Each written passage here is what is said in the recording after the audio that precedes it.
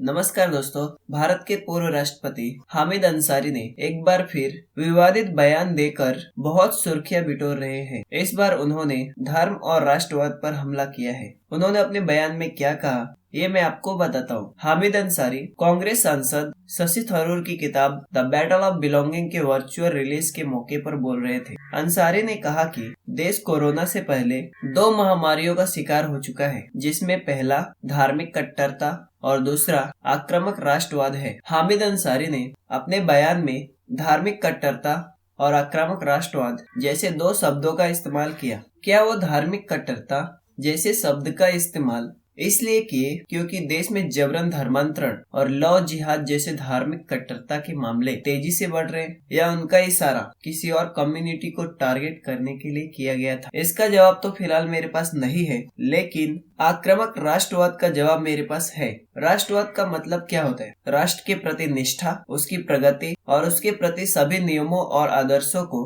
बनाए रखने का सिद्धांत, यही ना? लेकिन क्या हामिद अंसारी का निष्ठा राष्ट्र के प्रति था? क्या राष्ट्र की सुरक्षा के लिए बनाए गए सभी नियमों को हामिद अंसारी ने पालन किया? क्योंकि यह सवाल इसलिए पूछा जा रहा है क्योंकि भारतीय खुफिया agency research and analytic wings के एक पूर्व अधिकारी ने सनसनीखेज खुलासा किया है, जिसका रिपोर्ट द संडे गार्जियन में पब्लिश किया गया। क्योंकि इस रिपोर्ट में दावा किया गया है कि जब हामिद अंसारी तेहरान में भारत के राजदूत थे, भारतीय खुफिया एजेंसी रॉ के ऑपरेशन को डैमेज किया और कई भारतीय खुफिया एजेंसी के अधिकारियों को ईरानियन इंटेलिजेंस एजेंसी के द्वारा पकड़वाया। रिपोर्ट के अनुसार अधिकारियों ने दावा किया है कि अंसारी न केवल भारत के राष्ट्रीय हितों की सुरक्षा करने में नाकाम रहे थे, बल्कि ईरान की सरकार और उसकी खुफिया एजेंसी सावक की मदद भी की थी, जिसके कारण रॉ और उसके अभियानों को गंभीर नुकसान पहुंचा। अधिकारियों के मुताबिक 4 बार भारतीय दूतावास में कार्यरत अधिकारियों और राजनयिकों का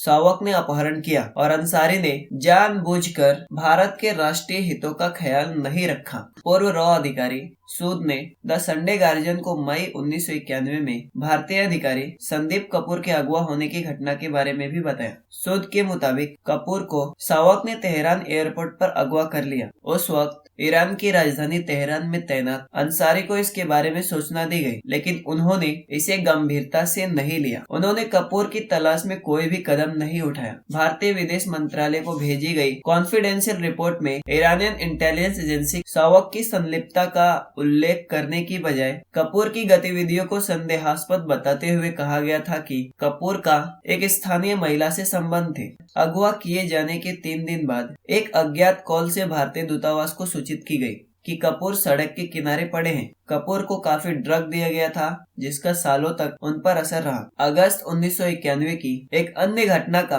जिक्र करते हुए सूद ने द संडे गार्जियन को बताया कि ईरान के धार्मिक केंद्र कोम की नियमित तौर पर यात्रा करने वाले और हथियार चलाने की ट्रेनिंग ले रहे एक कश्मीरी युवा पर रॉ की नजर थी। रॉ के नए स्टेशन चीफ डीबी माथुर को साथी अधिकारियों ने इसके बारे में अंसारी को जानकारी नहीं देने की सलाह दी। हालांकि माथुर ने इसकी सूचना अंसारी को दी। कथित तौर पर अंसारी ने इस जानकारी को ईरान के विदेश विभाग को दी, जिससे सावक को इनकी भनक लग गई और फिर माथुर अगवा हो गए। माथुर को वापस लाने के लिए अंसारी ने कोई ठोस कदम नहीं उठाया, तो रॉ अधिकारी ने गुपचुप तरीके से अटल बिहारी वाजपेयी को इसकी जानकारी दी। वाजपेयी ने तत्कालीन प्रधानमंत्री पीवी नरसिम्हा राव को इसके बारे में बताया। आखिरकार अगवा होने के 4 दिन बाद माथुर को एविन जेल से छोड़ाया गया और 72 घंटे के भीतर ईरान को छोड़ने का फरमान जारी किया गया। रिहा होने के बाद माथुर ने बताया कि अंसारी ने ईरानी विदेश मंत्रालय को जो जानकारी दी, उसके कारण सावक को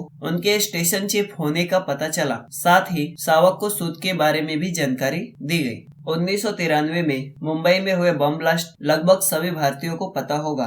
उस समय भारत के काफी नागरिक मारे गए थे और वो बम ब्लास्ट मुंबई के हिंदू बहुल क्षेत्र में हुआ था। उस समय आतंकवादियों को खाड़ी देश से भरपूर मदद मिली थी, लेकिन हामिद अंसारी ने खाड़ी देशों में रॉ की गतिविधियों का भट्टा बैठा चुके थे, जिसके कारण रॉ को इस घटना का पहले पता नहीं चला।